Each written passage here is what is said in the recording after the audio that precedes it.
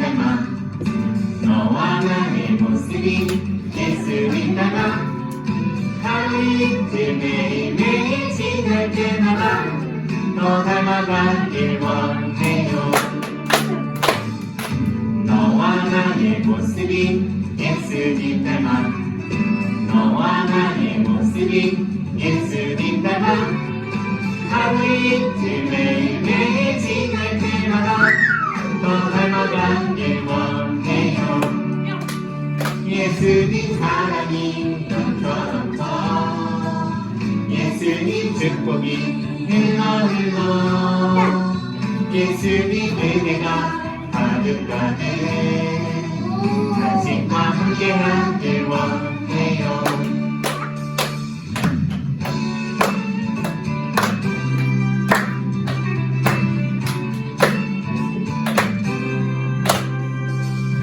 너와 나의 모습이 예수님 닮아 너와 나의 모습이 예수님 닮아 하루 이틀 매일매일 지낼 때마다 더 닮아가길 원해요. 너와 나의 모습이 예수님 닮아 너와 나의 모습이 예수님 닮아 하루 이틀 매일매일 지낼 때마다 더 닮아가길 원해요. 예수님 사랑이 넘쳐 예수님 축복이 흘러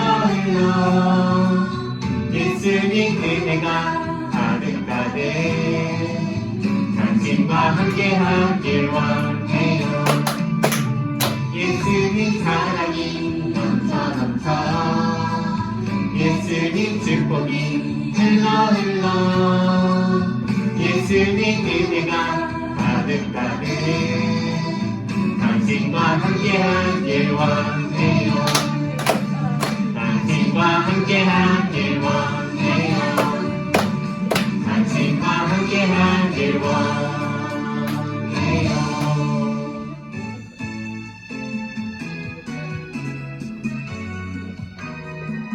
리모컨 소리 좀 느껴지세요?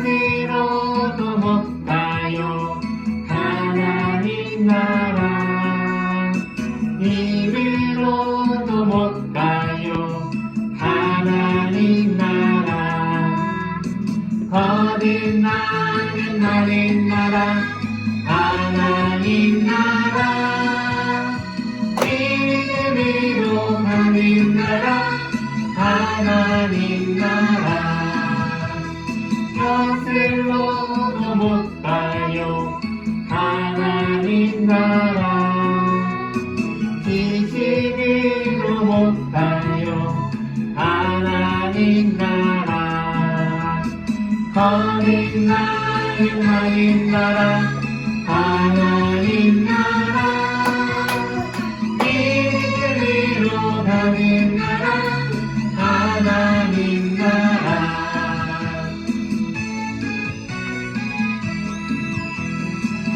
어렵고도 못 가요 하나님 나라 만삭해도 못 가요 하나님 나라 거듭 나는 하나님 나라 하나님 나라 이리로 가는 나라 하나님 나라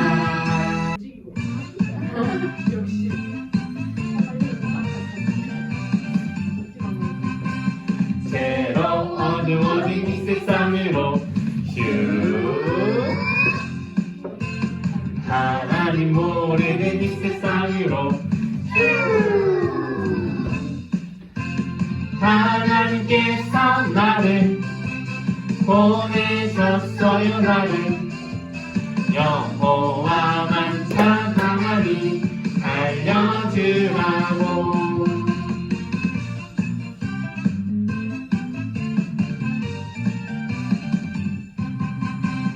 새로 어두워진 이 세상으로 슈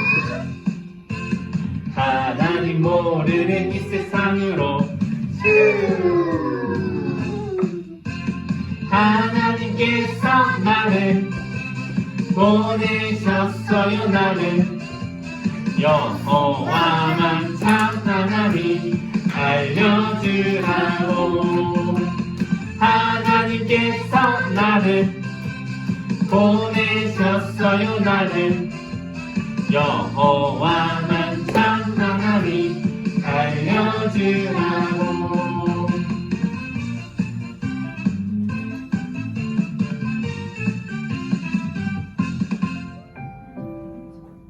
자리 앉으셔도 되고요.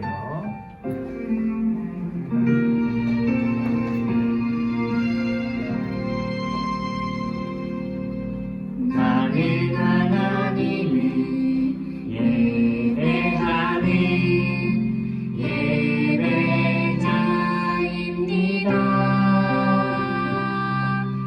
내가 서 있는 곳 어디서나 하나님을 예배합니다.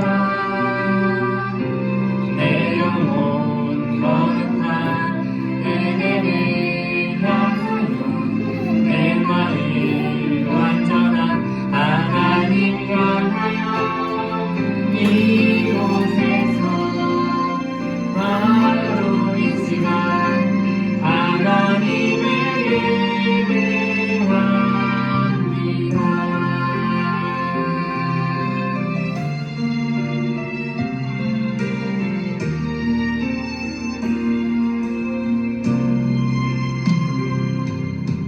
나는 하나님을 예배하는 예배자입니다.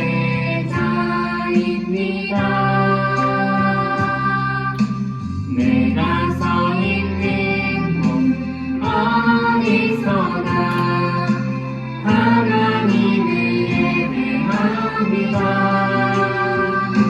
내 영혼 거룩한 은혜를 향하여 내 마음 완전한 하나님 향하여 이곳에서 바로 이 시간 하나님을 예배합니다.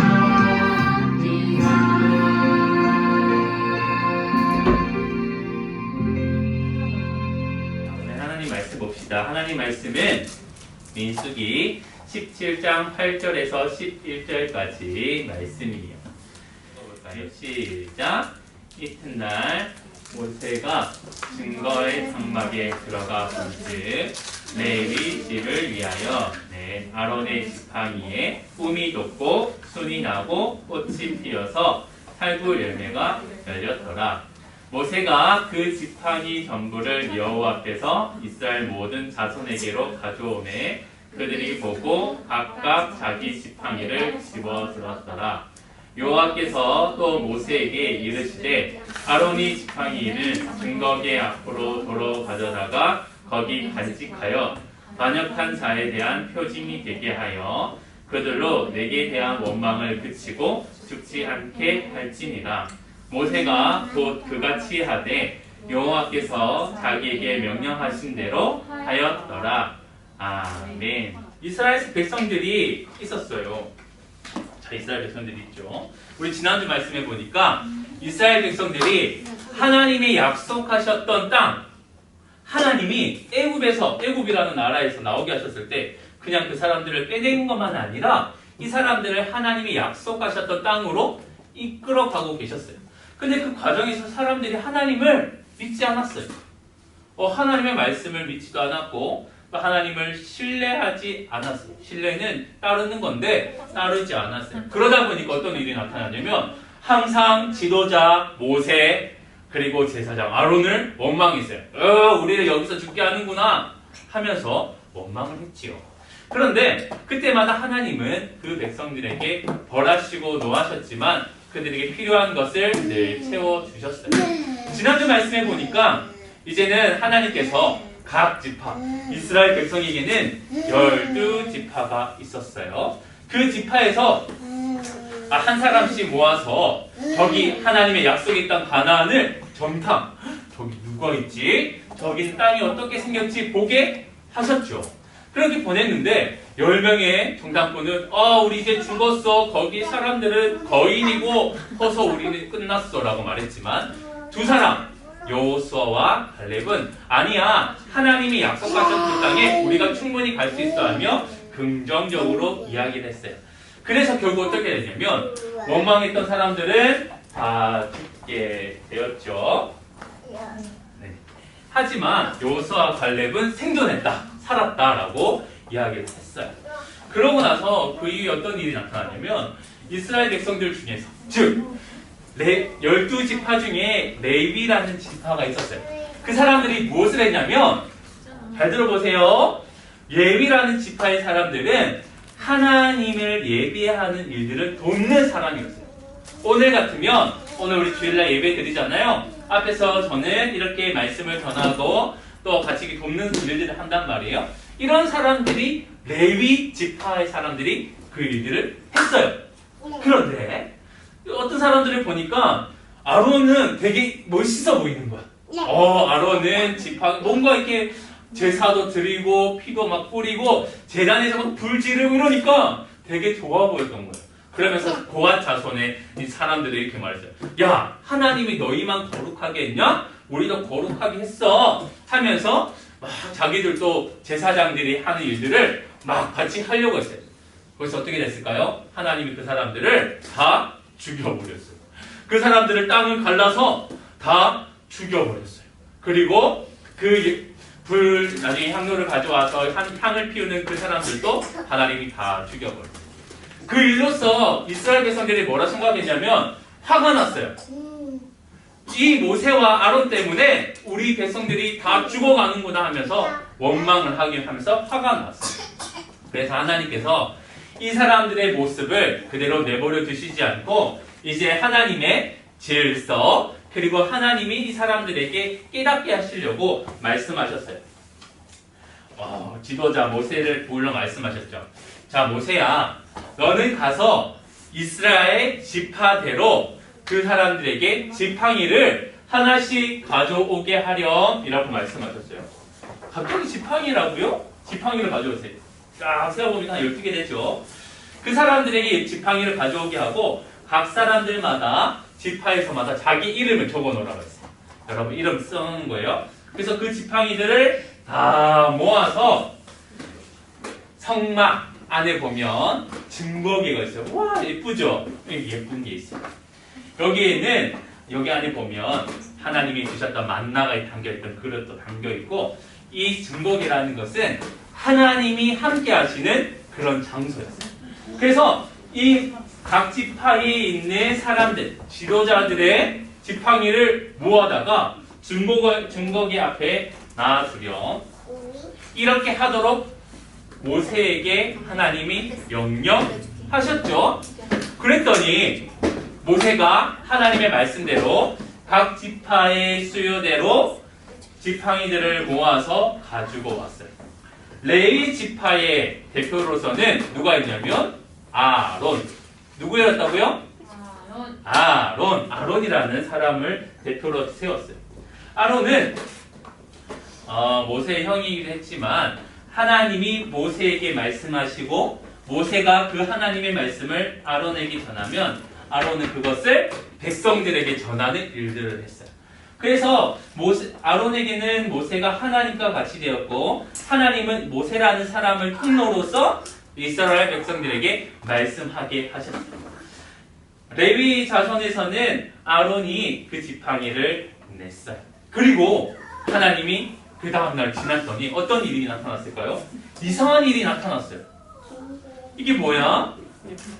레아나 이게 뭐지? 꽃이에요. 그치? 예쁜 꽃이 피었네?